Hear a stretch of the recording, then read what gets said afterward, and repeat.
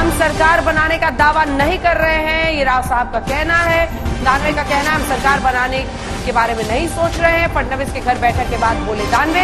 उन्होंने साफ किया है हमारी एकनाथ शिंदे से कोई बात नहीं हुई है, हम सरकार बनाने का दावा नहीं पेश करेंगे, ये कह रहे हैं दानवे। मुख्यमंत्री के नहीं, ऐसी कोई बात नहीं हो गई। मैं आपको बताता हूँ, आप गलत क्यों चला रहे हो। पर मुख्यमंत्री उद्धव ठाकरे जी है और रहेंगे। द लाइव टीवी, सच सबसे आगे।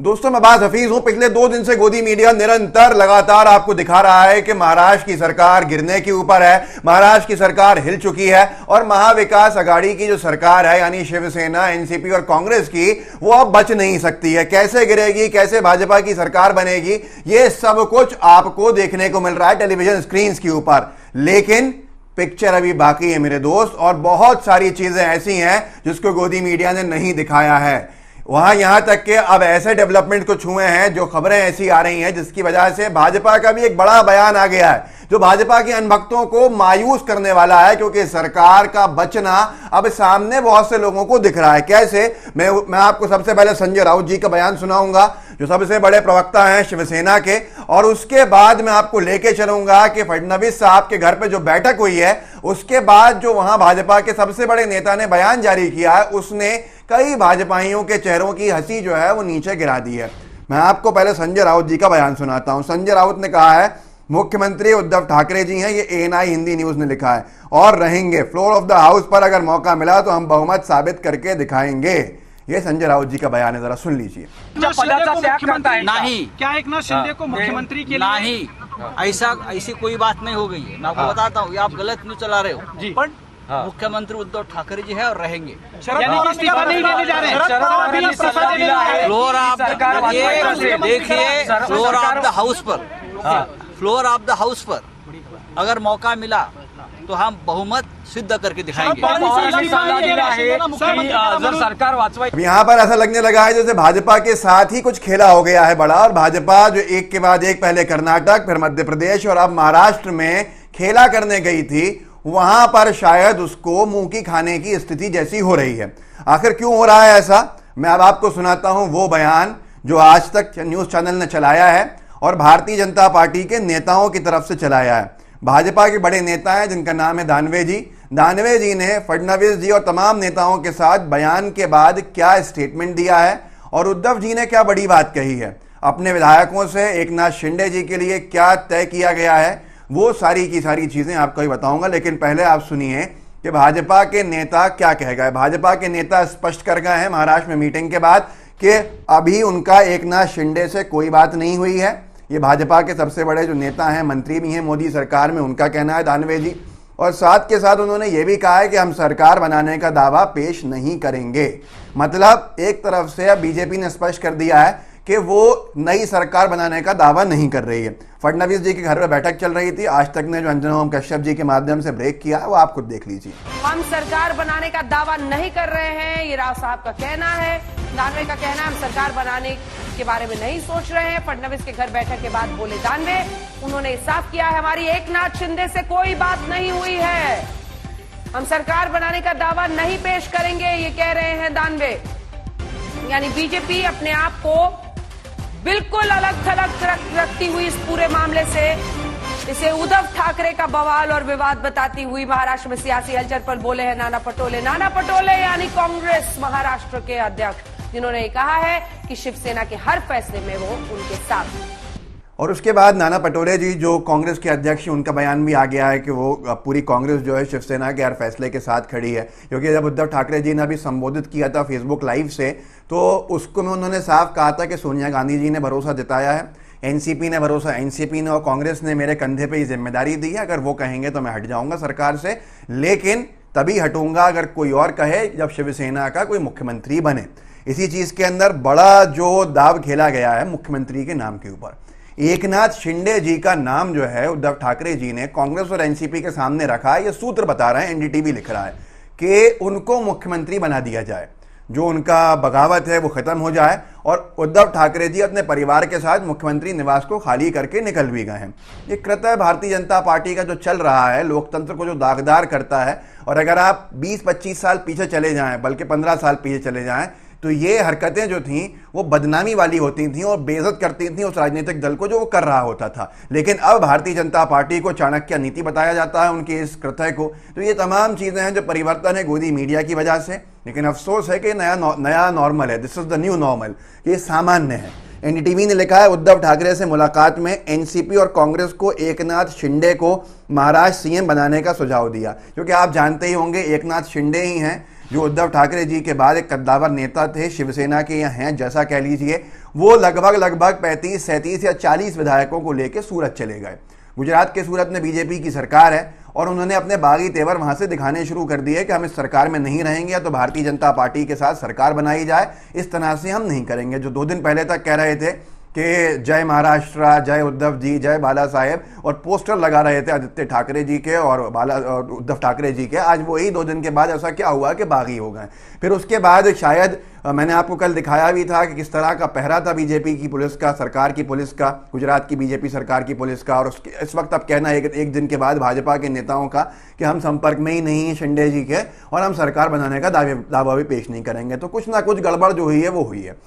2 विकल्प थे भारतीय जनता पार्टी के पास कि इन सारे विधायकों के इस्तीफे करा देते, जैसा अभी तक कोई सूचना नहीं मिल रही है। कोई विधायक ये नहीं कह रहा है या एकनाथ शिंदे जी ने साफ नहीं किया कि वो इस्तीफा देना चाहते हैं। अभी तक जो बात कही जा रही है वो बीजेपी के साथ विलय की कही जा रही है। तो दूसरा जो पॉइंट है, अगर एकनाथ शिंदे जी सरकार बीजेपी की बनवाना चाहते हैं तो उनको जो विधायक उनके साथ हैं लगभग 40, तो वो 2/3 से ज्यादा होते हैं शिवसेना के विधायक, वो विधायक दल का विलय कर सकते हैं। मतलब वो विलय हो जाएगा, किसी की सदस्यता नहीं जाएगी विधायक, लेकिन बीजेपी के हो जाएंगे, बीजेपी का हर आदेश मानना होगा। तो एकनाथ शिंदे भी इतने सीजन नेता तो हैं कि वो अपने पैरों पे कुल्हाड़ी नहीं मारेंगे। अब यहां पर ये विकल्प जो है वो कमजोर दिखने लगा है। हो सकता है हो जाए, लेकिन जहां तक दिखता है वो कमजोर है, क्योंकि फिर ये लोग एक तरह से गुलाम बन जाएंगे भारतीय जनता पार्टी के और ये सब भाजपा के विधायक कहलाएंगे। अब ऐसी स्थिति के अंदर उद्धव ठाकरे का ये मास्टर स्ट्रोक है, महाविकास आघाड़ी का ये मास्टर स्ट्रोक है, अगर सूत्रों की बात को माना जाए, कि सीधे तौर के ऊपर एकनाथ शिंदे जो बगावत के लिए लेके गए हैं सबको, उनको बुला के मुख्यमंत्री की शपथ दिलवा दो। उद्धव ठाकरे जी ने अपने परिवार के साथ, सामान के साथ सीएम आवास छोड़ भी दिया और वापस मातोश्री में चले गए हैं, जो उनका मेन घर है, असल घर है।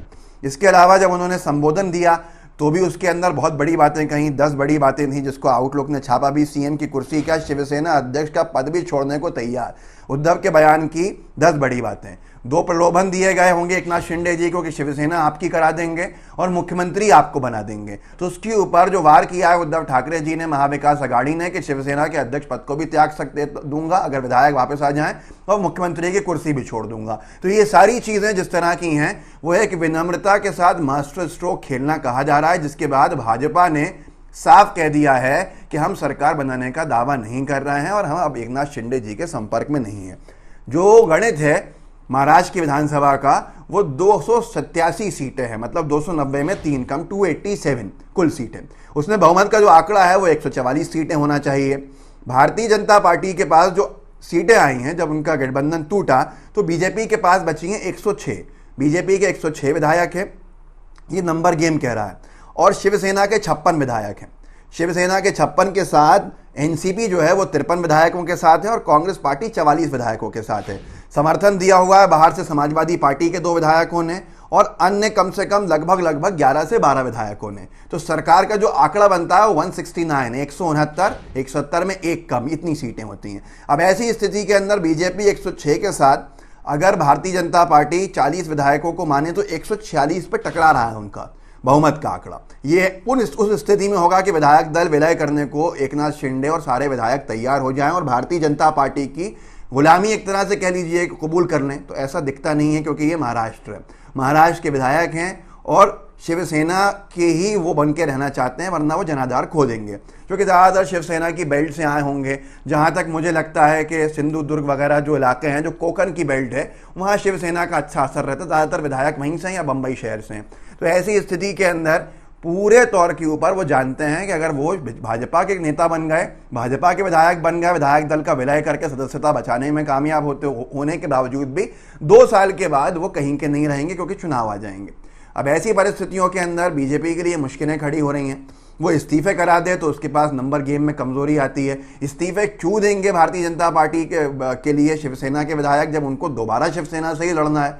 तो ये सारी चीज़ें अब परिस्थितियाँ उलझा रही हैं। ये बाइपोलर नहीं है मध्य प्रदेश की तरह या ट्रायंगुलर नहीं है कर्नाटक की तरह। यहाँ पर बहुत सारी चीज़ें हैं, बहुत सारे पर्सपेक्टिव्स हैं जिसको लेकर अब बीजेपी की जो है वो चिंता बढ़ती जा रही है। तो ये नंबर गेम जो है, अभी एक जो नितिन देशमुख जी वापस भी आ गए सूरत से और उन्होंने साफ कहा कि मुझे बंधक बना के रखा गया था। तो एक संदेश जा रहा है शिव सैनिकों में और महाराष्ट्र की जनता के अंदर कि भाजपा ने शिवसेना के विधायकों को जबरदस्ती पकड़ के रखा हुआ है, अगवा करके। तो इससे एक अच्छा संदेश नहीं जा रहा। जहां तक लगता है कि जितने भी हरकतें चल रही हैं, कृत्य चल रहे हैं, ये राष्ट्रपति चुनाव को लेकर चल रहा है। राष्ट्रपति चुनाव में जहां तक सबका मानना है, जितने भी थिंक टैंक्स होंगे आप उनसे चर्चा करेंगे, राष्ट्रपति चुनने के लिए बहुमत एनडीए के पास नहीं है। अगर एनडीए को बहुमत चाहिए तो उनको विधायक तोड़ने पड़ेंगे। 3 विधायक अभी मध्य प्रदेश के अंदर, एक हफ्ता पहले एक बसपा का, एक सपा का, एक निर्दलीय तोड़े हैं बीजेपी के अंदर, उनको मिलाया है। और ऐसे ही यहाँ पर ये कृत्य किया जा रहा है। राष्ट्रपति चुनाव से पहले हर राज्य में तोड़फोड़ हो रही है। वजह सिर्फ इतनी है कि वो राष्ट्रपति अपना बनाना चाहते हैं, ताकि अगर गलती से विपक्ष का राष्ट्रपति बन जाता है तो फिर परेशानी बीजेपी के लिए और मोदी जी के लिए 2024 में साफ हो जाएगी। वो फिर बहुत मुश्किल से अपनी सत्ता को बचा पाएंगे। तो ये सारी दौड़ भाग जो है, लोकतंत्र की हत्या जो है, वो उस लिए चल रही है। कई चीज़ें हैं, कई एंगल्स हैं, खैर आगे आते आते देखिए होता क्या है। लेकिन पिक्चर अभी बहुत सारी बाकी है। महाराष्ट्र में सरकार गिराना इतना आसान नहीं है जितना आसान गोदी मीडिया दिखा रहा है। इस वीडियो को आगे बढ़ाइए, लोगों को जागरूक कर सकते हैं, जागरूक कीजिए। व्हाट्सएप ग्रुप्स होंगे उनमें शेयर कीजिएगा इसके लिंक को। लाइव टीवी को सब्सक्राइब जरूर कीजिएगा। जय हिंद, जय भारत।